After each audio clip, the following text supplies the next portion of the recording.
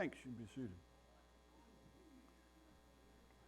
We are continuing our journey in the life of Joseph. Basically, in this journey, in this discussion of his life, we've learned a number of things. One of the things that you see in the life of Joseph is that he always puts God at the center of whatever situation or circumstance he finds himself in. You find that Joseph understands this idea that God is more concerned about your character than your comfort, and you see that playing out over and over again in his life. Where we are in the life of Joseph at this point, basically, Joseph is old enough now that he has two sons. He is now in Egypt as basically the second most powerful person in all of Egypt, realistically second most powerful person in all of the world. He has navigated the land of Egypt through a crisis. They had 7 years of incredible plenty. And Joseph was able to mastermind this idea of storing up grain and basically keeping it all so that when the famine came, he would be ready to feed the people of Egypt. When we pick up our story this morning, what has happened is they're about 2 years into the famine.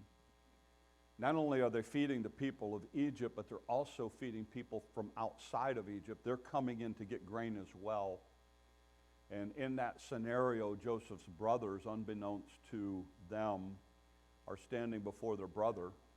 Joseph basically accuses them of being spies, and they said, no, we're not. Here's the story. We still have a little brother. He's back home.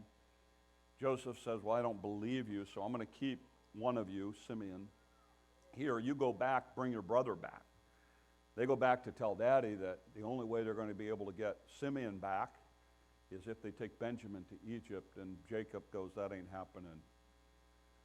So things continue on. They eat the grain that they have, and then they figure they've got to go back, and Jacob says, I need you to go or we're going to starve to death. And he says, well, Dad, you need to understand the only way we're going is if Benjamin's with us. And so 2 weeks ago, we talked about the idea that they bring Benjamin back, and they're all there together, and Joseph reveals himself. And that's where we're going to pick up our story this morning. So here it is, Genesis 45. Then Joseph could no longer control himself before his attendants. He cried out, have everyone leave my presence. There was no one with Joseph when he made himself known to his brother. He wept so loudly the Egyptians heard him, and Pharaoh's household heard about it. And Joseph said to his brothers, I am Joseph. Is my father living? It's actually the third time Joseph had asked about his dad. He hadn't seen him in over 20 years. But his brothers were not able to answer him because they're terrified at his presence. Then Joseph said to his brothers, come close to me. And when they had done so, he said, I'm your brother Joseph, the one you sold into Egypt. I would imagine at this point he's speaking Hebrew, by the way. And now do not be distressed and do not be angry with yourselves for selling me here, because it was to save lives that God sent me ahead of you. For 2 years now, there has been famine in the land, and for the next 5 years, there'll be no plowing or reaping. But God sent me ahead of you to preserve you for a remnant on earth and to save your lives by a great deliverance. So then, it was not you who sent me here, but God. He made me a father to Pharaoh, Lord of the entire household and ruler of all Egypt. Now hurry back to my father and say to him, this is what your son Joseph says. God has made me Lord over of all Egypt. Come down to me and don't delay. You shall live in the region of Goshen. You will be near me, you, your children, your grandchildren, your flocks, your herds, all that you have. I will provide for you there, because 5 years of famine are still to come. Otherwise, you and your household and all who belong to you will become destitute. You can see for yourself. And so you can see, my brother Benjamin, that it is really I who am speaking to you. Tell my father all the honor accorded me in Egypt, about everything you've seen, and bring my father down here quickly. Then he threw his arms around his brother Benjamin and wept, and Benjamin embraced him, weeping. Now remember, he had not seen Benjamin for roughly about 22 years probably. And he kissed all his brothers, and he wept over them. And afterwards, his brothers talked with him. And if you'll remember, all the way back to when he was in the pit. His brothers wouldn't even speak to him. And they talked with him, and when the news reached Pharaoh's palace that Joseph's brothers had come, Pharaoh and all of his officials were pleased. Pharaoh said to Joseph, "Tell your brothers, do this. Load your animals, return to the land of Canaan, bring your father and your families back to me. I'll give you the best of the land of Egypt. You can enjoy the fat of the land." You are also directed to tell them, do this. Take some carts from Egypt for your children, your wives, and your father to come. Never mind about all your belongings, because the best of all of Egypt will be yours. So the sons of Joseph did this. Joseph gave them carts as Pharaoh had commanded. He also gave them provisions for their journey. To each of them he gave new clothing, but to Benjamin he gave 300 shekels of silver and 5 sets of clothes. And this is what he sent to his father: 10 donkeys loaded with the best things of Egypt, 10 female donkeys loaded with grain and bread and other provisions for his journey. Then he sent his brothers away, and as he was leaving, he said to them, "Don't quarrel on the way." So they went up out of Egypt. They came to their father Jacob in the land of Canaan. They told him, "Joseph is still alive. In fact, he's ruler of all of Egypt." Jacob was stunned. He did not believe them. But when they told him everything Joseph had said to them, when he saw the carts Joseph had sent to carry him back, the spirit of his father Jacob revived, and Israel said to him, "I'm convinced my son Joseph is still alive, and I will go and see him before I die." So let's dive in to make sure we understand the story, and then we'll kind of walk through a couple things that will help us as we head out to this week. First of all, you need to understand that when Joseph looks at his brothers and says, "I'm Joseph," these guys are scared to death. We miss sometimes the imagery of this story. Joseph's the second most powerful person in all of Egypt. So as they sat or stood before, or kneeled maybe even before Joseph, chances are good Joseph was sitting in a chair surrounded by all of the gold and all of the pageantry that came with Egypt. Often in situations like this, the buildings were incredibly tall. You were made to feel insignificant. So very much so in the story, as his brothers sat there before this important ruler of Egypt, and he looks at them and he says, "I am Joseph." I'm telling you, every fiber of their being would have been scared to death. Benjamin, on the other hand, doesn't understand any of this. He's like, "That can't be. My brother's dead." And Joseph, in revealing himself, all of a sudden now he can't contain it anymore. And so I would imagine he speaks to them in Hebrew. We don't know, I'm just guessing. But he looks at him and he goes, "I'm Joseph, your brother, who you sold into slavery." At that moment, again, they're thinking they're all dead men. And if Joseph had been the typical person who had spent 20 plus years in anger and bitterness and animosity, that's exactly what would have happened. But that's not the Joseph that we've been studying.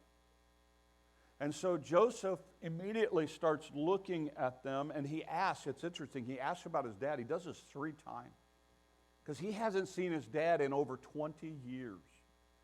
He's not even sure Dad's still alive. So as they come back from the journey, he knew that he was alive when they went the last time, but as they come back, he's like, "Okay, how's Daddy?" And they said, "He's okay. He's not real excited about Benjamin coming here, but he's okay right now." And Joseph was like, "Okay, I want you guys to get back as fast as you can, and then you come back, and I want to see Dad again." He basically then looks at them, and the thing that's amazing, you're going to see this over and over again as we get closer to the end of the story. But he looks at these guys and he says, "Look, you need to understand this. God sent me here." Now look, we've talked about this journey. This has not been a fun ride. This has been being in prison. This has been being abused. This has been being sold as a slave. And now he's standing there and saying, God orchestrated all of this. And he gives them a very specific reason. He says there's 2 reasons God did this. Number 1, as a remnant, because the nation of Israel had to survive. And without this, the Israel would have died in Canaan. So God has orchestrated this so I can be the one to deliver you. He looks at him and says, you need to understand, you meant it for, later he's going to say it this way, you meant it for evil, God meant it for good. But he says, you need to understand, God has orchestrated all of this to bring us to this moment. And this is now a moment that I can help you. And God is going to use me to preserve you. And so his whole mindset in this whole thing is, this is a God thing. And that's going to become important when we start talking about the application for our life. He looks at him and basically says, go back and get Dad. Let's get him here as fast as we can. I mean, he's older. We don't know how long he's got. Let's get him back as quickly as he can. So he sends him back with tons of stuff. I think there's a couple reasons for this. First of all, Joseph has seen this happen before when Jacob met Esau. And remember, he was so scared about that meeting that he sent a whole bunch of stuff in front of him. It's the same kind of thing. What he does is he sends all of this stuff, and he sends them with 10 donkeys and another 10 donkeys, and think of it as lining up U-Hauls with snack food. That's basically what, here, by the way, I found this. Ran this on Facebook. This is, my family will get this. Because this is my attitude. It doesn't matter how old you are, buying snacks for a road trip should always look like an unsupervised 9-year-old was given $100. Okay? My wife, when we get ready to take a road trip, my wife is like, don't go to Sam's. And I'm like, oh yeah, I'm going, baby. I'm going. You know, and she's like, you can't eat that much stuff when you're driving. I'm like, yeah, but if I have a craving, I want to be able to have it available. But that's kind of it. He loads these guys up. And basically, he loads them up to the point that it's like, okay, guys, because here's what's going to happen. You got to understand the thinking behind it. When Jacob hears that Joseph's alive, that means his kids have lied to him for 20 plus years. How does he know they're not lying now? And so for Jacob, we're going to talk about this next week. For Jacob to leave the promised land, Canaan, was a big deal. So if he's going to leave, he's got to be assured that there's something supernatural going on here. There's something God-oriented going on here. So Joseph, along with Pharaoh's blessing, basically loads him up so that as Jacob is standing there and he sees off in a distance a caravan coming, and they're bringing more and more and more stuff.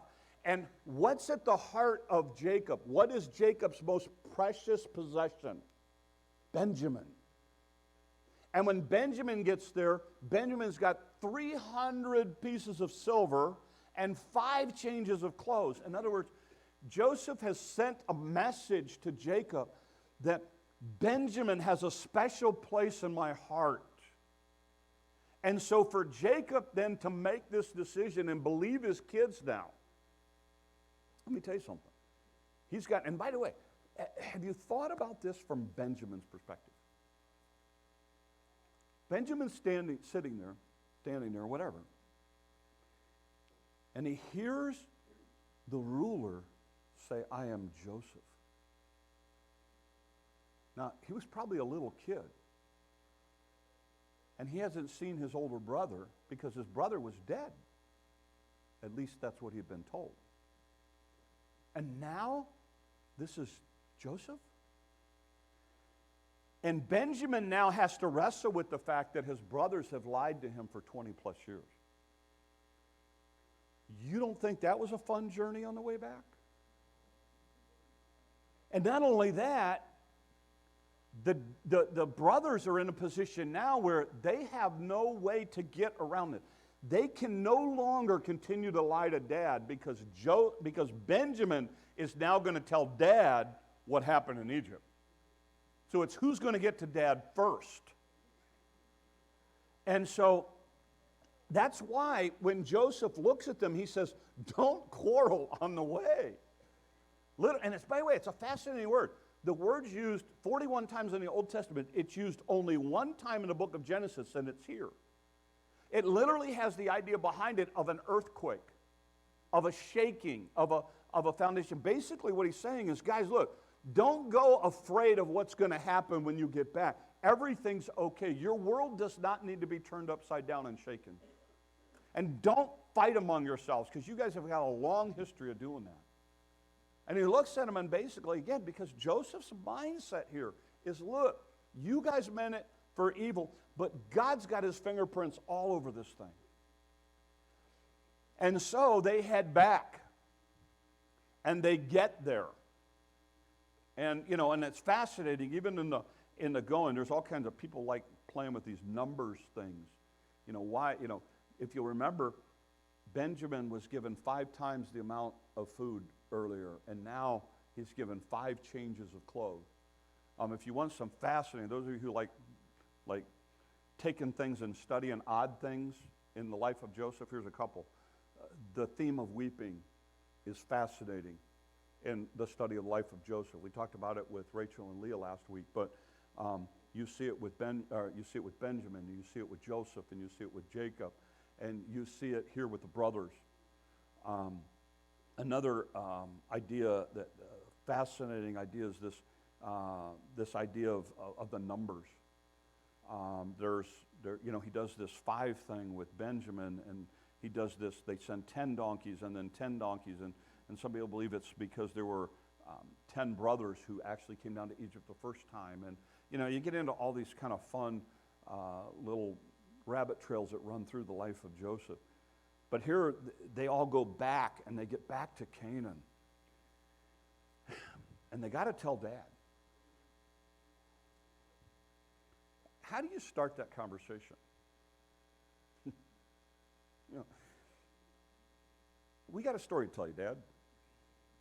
You remember like 20 some odd years ago when we said that an animal ate Joseph, and you know, we showed you the coat, and we didn't kind of lie to you because we didn't say he was dead. You just kind of assumed, so it really wasn't like our fault, and it was really like your fault for assuming that he was dead, because he's really not dead, Dad. What really happened is we sold him into slavery, and he's now the Grand Hayu Muckamuck over there. So he's in charge. But it's interesting, when they do tell Jacob, they say a couple of things. They say, first of all, you know, he's alive. Secondly, Dad, you need to know he's in charge. I mean, he's like the guy, Dad. And third, Dad, he wants you to come. He wants us all to go, because there's going to be 5 more years of this. And he's going to set us up like nobody's business. In fact, he's going to set us up with the blessing of Pharaoh, the greatest ruler in all the world at that time. He's basically writing us a blank check, Dad. Now, again, we're going to talk about this next week. This is a tough sell for Jacob. But the fact that he can see his son again, that all 12 of his boys can be together, that's a pretty strong pull. And so Jacob, it says that he's revived. Literally, the idea behind this is it almost gives him like a whole second energy kind of thing. Because this is a long trip. And it's interesting to me, Pharaoh basically looks at him and says, oh, by the way, you don't really need to take anything, because whatever you need, we've got, and it's better than anything you got.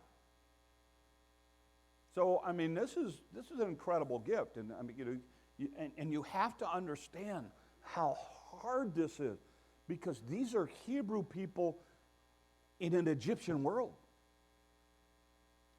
So let's talk about a couple of takeaways that I think will help us as we head into the week, as we talk about this story. First thing that I see is this issue that the brothers are going to have to deal with Dad.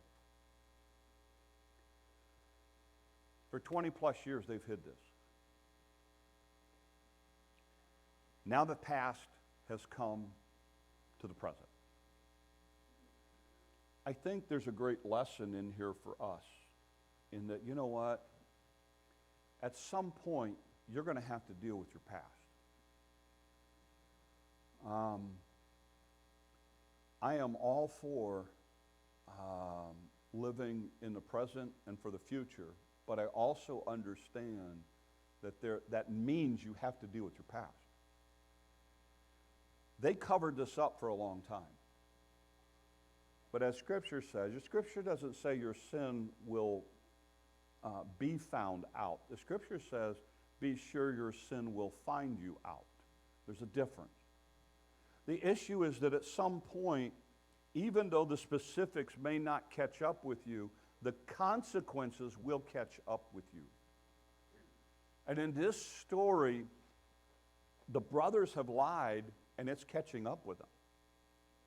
In fact, I'm going to suggest that even at the end of the story of Joseph, when we get all the way down to the end of it, you're going to find the brothers still lying. They still haven't quite made this transition past it. I cannot stress enough the idea of, look, make sure you've dealt with your past. Make sure you've dealt with your stuff. When I marry couples who have come out of a previous marriage, one of the things that I talk about is the issue that you got to deal with your past stuff, because if you don't, you're going to bring it into this relationship. It's so important that you do that. It's so important that you walk through that process. You go, well, that's painful. Yes. That's hard. Yes. But at some point, you're going to have to. So deal with it. Again, because in the life of Joseph, that's what happens here. A second lesson, I think, in the life of Joseph, and this is one that we don't pay a lot of attention to, but I think it's important for us in our culture and our society today, and that's this. Joseph had a phenomenal relationship with his boss. Joseph has a tremendous amount of respect from a pagan ruler, from a person who doesn't believe in Joseph's gods, who has a whole set of gods different from Joseph, who has a whole different world philosophy from Joseph. And yet, when they hear that Joseph's family is in Egypt, they're excited for him. That tells me something about the relationship Joseph has with Pharaoh. That there is an incredible amount of respect, because you need to understand, this is a culture in which Egyptians and Hebrews had nothing to do with each other. I mean, you've already seen it in the life of Joseph when his brothers eat. They weren't even allowed to eat at the same table. The brothers had to eat over there, the Egyptians had to eat over there, Joseph ate over there. Because in that culture, even then, and yet when they find that his brothers and his family are there, the issue is, you bring them here and we will give them the best of our land. Okay. This is eminent domain to the extreme. Because you were about ready to take Egyptian people who were in some of the prime real estate, boot them out, and move in Joseph's family.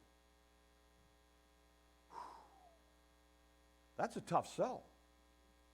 Especially if you're an Egyptian whose life's about to be turned upside down for some Hebrew family. And yet, Joseph has enough respect that Pharaoh is willing to take all of the heat for that, because Joseph is so important and so respected among the pagan people. Listen, you should have the respect of people who are on the opposite side of the spectrum of you. If you're a Christ follower, if you're a disciple of Jesus Christ, then yeah, somebody may be completely on the opposite side, politically or socially or economically or whatever else, but there should be enough of a mutual respect for each other that they're okay with you. And we have gotten into this culture where as Christians we think it's the more obnoxious we can be, the better we are. And we pride ourselves on the fact that, oh, they don't like me. Well, listen, if they don't like you because of your Christ, that's one thing. If they don't like you because you're rude and obnoxious, that's a whole different ballgame. That's why Paul says, I become all things to all people that I might by all means win some. Paul said, I want the respect of people who are on the opposite side of the spectrum from me. And Joseph was able to do that, so much so that when his brothers and family come, they're excited for him. They want to help him any way they can help him. The last thing is this, and I think this is the overriding issue in the life of Joseph that I think is probably one of the best takeaways for us, and that's this. Joseph sees God in all of his circumstances. He doesn't see the circumstances. He doesn't focus on the people who caused the circumstances. He looks at the circumstance he finds himself in, and he asks a very simple question: how can I serve God in this circumstance? And in every situation you have seen Joseph in, that is exactly what he has done. If he's in prison, how can I serve God? If he's in Potiphar's house, how can I serve God? If he's in the Pharaoh's ruling, how can I serve God? All the highs and lows of his life, you find him saying, how can I serve God in this circumstance? And that becomes so important, because when his brothers are now standing before him, there's no bitterness, there's no anger, there's no hostility. There is nothing but grace and forgiveness and the ability to look at it and say, God orchestrated all of this, guys. And he orchestrated it so I can help you.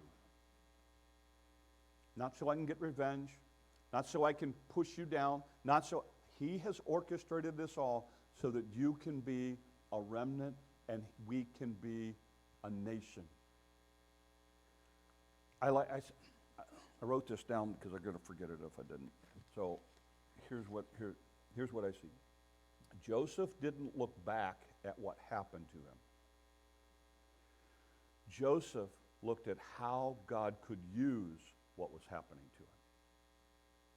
That is the difference. Joseph didn't look at his circumstances and situations and go, why me? Why is God doing this? I don't understand this. This is too hard. God shouldn't do this to me. I'm serving God, and this is how God treats me. And he doesn't look at it that way.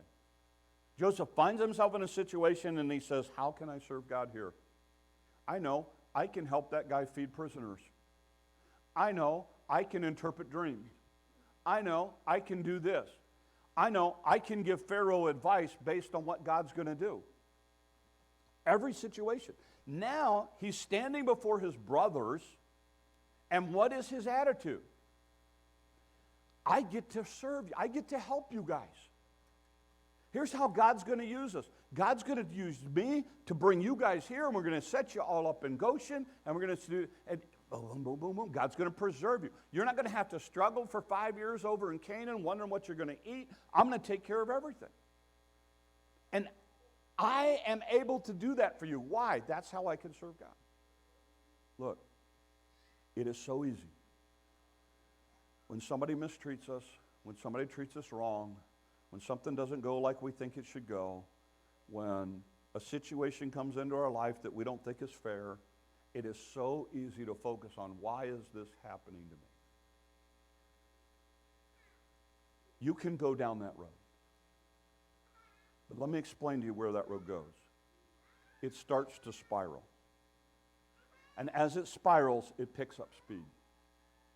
And as it picks up speed, you start to look at all of life that way. Woe is me.